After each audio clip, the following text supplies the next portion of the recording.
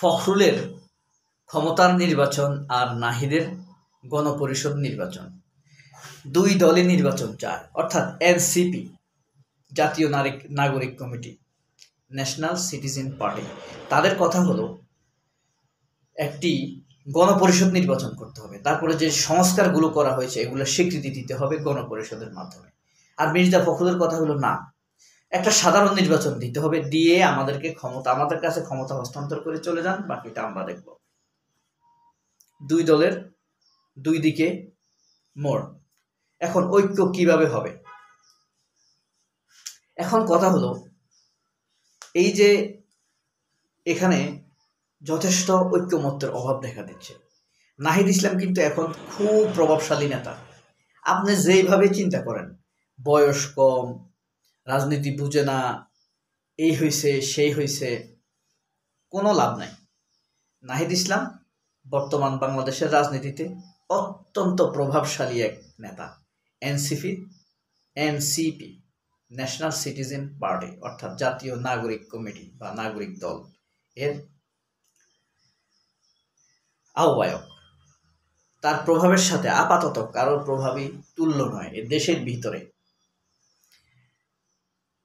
এবং তার একটা কথা নিয়ে যথেষ্ট বিতর্ক করার চেষ্টা করা হয়েছে বিএনপির কিছু নেতা।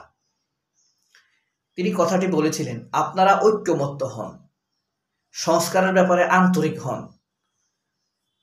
জুলাই ডিক্লারেশনকে সমর্থন করুন, আমরা জাতীয় নির্বাচন হওয়ার ক্ষেত্রে সহযোগিতা করব। এই কথাটি নাহিদ ইসলাম বলেছে। আল্লাহ, এই কথা বলার সাথে সাথে বিএনপির কিছু লোক উৎপাত করে উঠেছে, বিশেষত ফজলু, রুমিন ফারহানা। আপনি কে? হু আর ইউ? কোথায় থেকে এসেছেন? ডক্টর ইউনূসকে, নাহিদকে, এসব নিয়ে উৎপাত করা শুরু করে দিয়েছে। এই উৎপাতে টেলিভিশন তো কয়েকদিন খুব গরম ছিল, পারে না নাহিদকে ধুয়ে দেয়।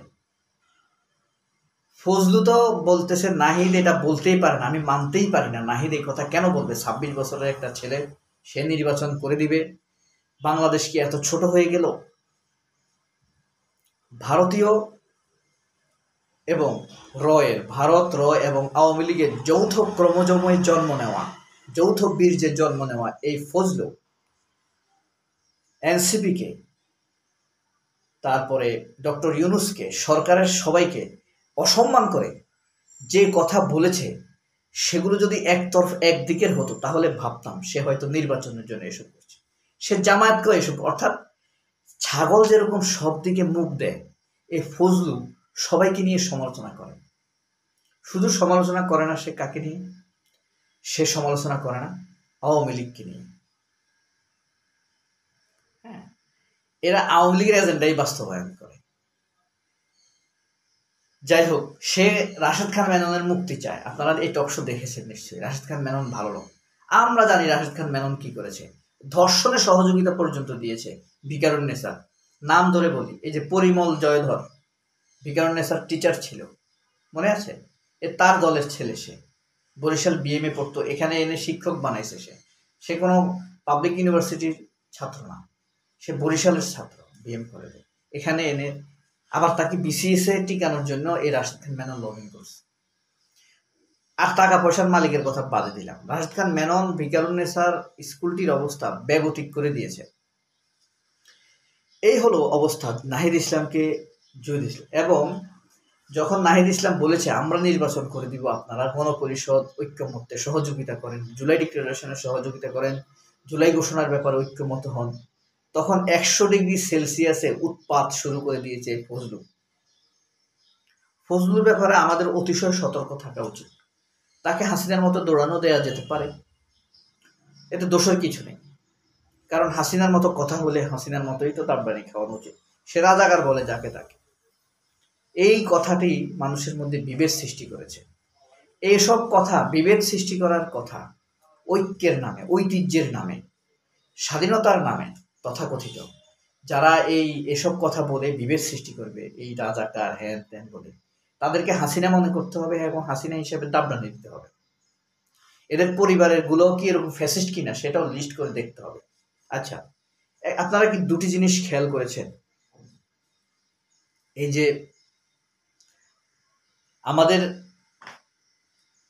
জাতিসংঘের মহাসচিব আসার আগে বিএনপির নেতাকর্মীদের অ্যাটিচিউড, কথাবার্তা কেমন ছিল, আর জাতিসংঘের মহাসচিব আসার পরে বিএনপির নেতাদের কথাবার্তা কেমন হয়েছে, এবং জাতিসংঘের মহাসচিব আসার কয়েকদিন আগ থেকে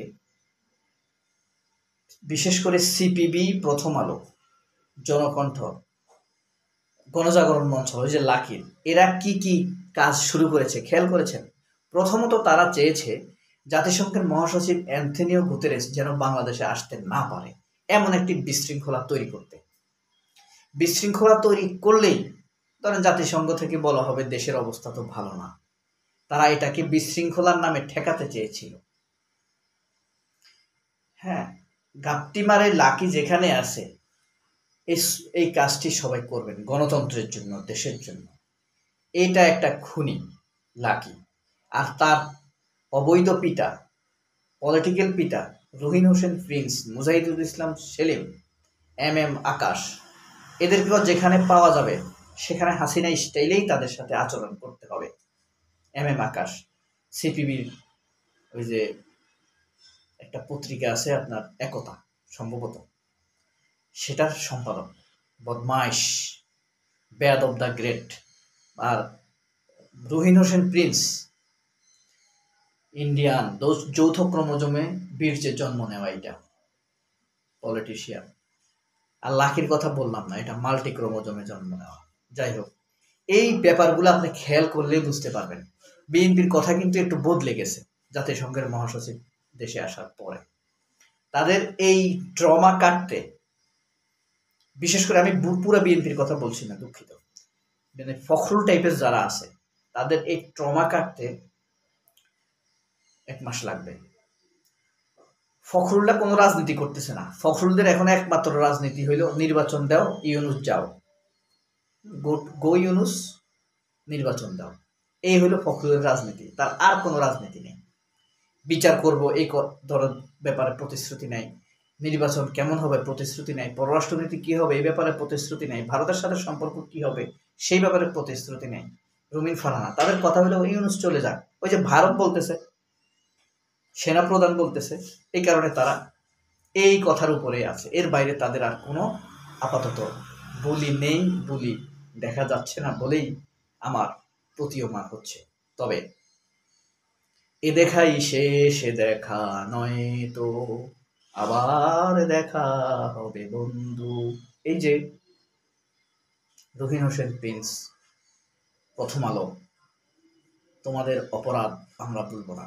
সবাই আল্লাহর রহমতে অনেক ভালো থাকবেন। আল্লাহ হাফেজ, আসসালামু আলাইকুম।